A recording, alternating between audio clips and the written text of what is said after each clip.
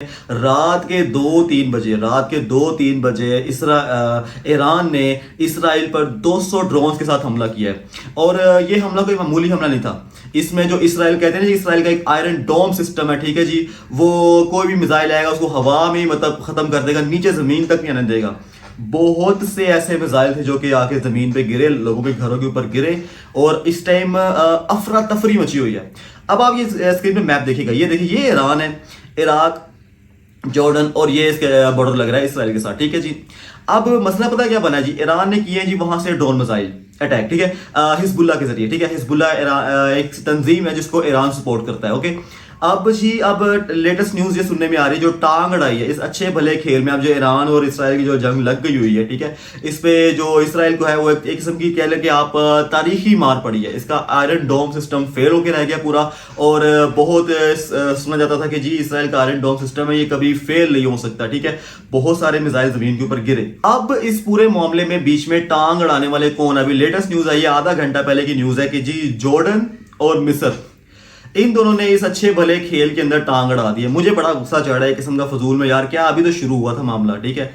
ये क्या लोग करते हैं यार, ये समझ नहीं आती है। जॉर्डन का आर्मी चीफ मेरे सामने, उसके तो वैसे ही मैं क्या बोलूँ। तो खैर बात यह है कि जॉर्डन ने और इजिप्ट ने, ठीक है, मिस्र ने, इन्होंने कहा है जी कि ईरान का कोई भी ड्रोन अगर हमारी फिजाई हदूद से गुजर कर अटैक करने गया इसराइल पे, तो हम उस पर क्या करेंगे जी, उसका ड्रोन अपने मिलिट्री सिस्टम से गिरा देंगे, ठीक है, मतलब रॉकेट लॉन्चर करके या जिस भी तरीके से। उन्होंने ये बयान दिया जी कि हमारा इससे जो सिस्टम है वो हाई अलर्ट है, एयर स्पेस सिस्टम, ठीक है। और मिस्र ने भी मना कर दिया, मिस्र भी कहता है कि यहाँ से कोई भी ड्रोन एक्टिविटी हुई तो हम उस ड्रोन को गिरा देंगे, वो ईरान की तरफ से अगर आया। लेकिन यहाँ पर आप देखिए, मजे की बात देखिए, इस मुस्लिम ममालिक की मुनाफिकत देखें या जो भी आप कह सकते हैं, जॉर्डन और मिस्र ने, इन्होंने ये कहा है जी कि ईरान के अगर कोई भी ड्रोन आया तो हम गिरा देंगे। इसराइल की उन्होंने बात नहीं की कि इसराइल की तरफ से कोई जाएगा तो हम गिरा देंगे। इतना सा इसराइल है, पूरा मिडिल ईस्ट भरा पड़ा हुआ है मुसलमान ममालिक से। ईरान के बारे में कहा जाता है जी कि ईरान एक बहादुर लोगों की सरजमीन है, लेकिन मैं इसको मुनाफिकी कंसिडर कर रहा था आज से 6 महीने पहले, क्योंकि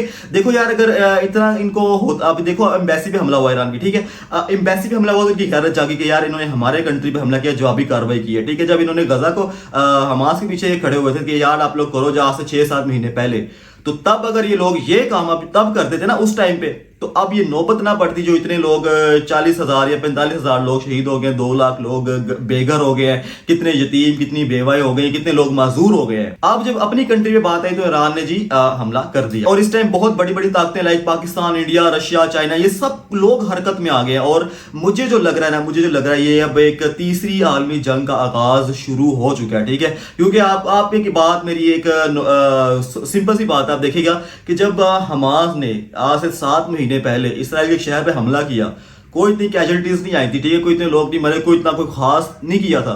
उसके मुकाबले में इसराइल 6 महीने तक बमबारी कर रहा था, ठीक है जी। इसराइल को सपोर्ट किसकी है जी? अमेरिका की। ऑब्वियसली अमेरिका इस टाइम सुपर पावर है, लेकिन खैर इतनी भी सुपर पावर नहीं है, चाइना और रशिया उससे ऊपर ही जा रहे हैं, ठीक है।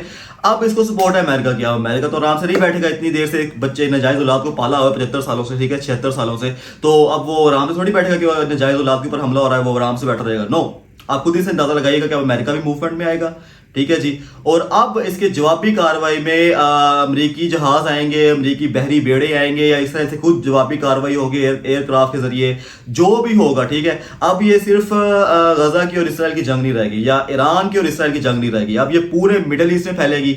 अब अमेरिका आएगा तो रशिया जरूर आएगा। एक बात मेरी लिखवा ले, अमेरिका आया, रशिया और चाइना ने जरूर मैदान में कूदना है, और इन्होंने पीछे नहीं रहना, क्योंकि ये लोग तो अमेरिका के पहले दुश्मन बने बैठे हुए हैं। ये तो कोई चांस जाया नहीं करेंगे इनको। तो अब ये ना, वो कहते हैं ना कि एक शेर है, ठीक है, भूखा है, इसको बस खुराक चाहिए, इसने छवट्टा मारना है। रशिया और चाइना की एग्जाम्पल ऐसी ही है।